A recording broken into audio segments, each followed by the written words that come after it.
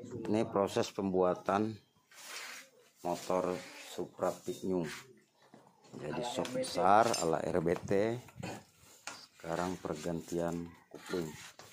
Balancer kita buat sekecil mungkin bos, biar tarikannya agak enteng.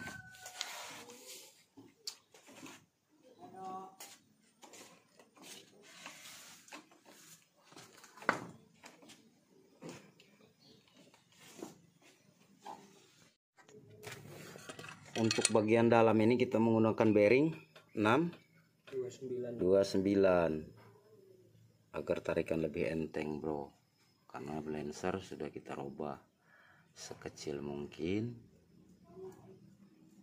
Untuk bagian kopling manualnya harus menggunakan bearing 629 bearing dinamo starter atau bearing dinamo starter Supra.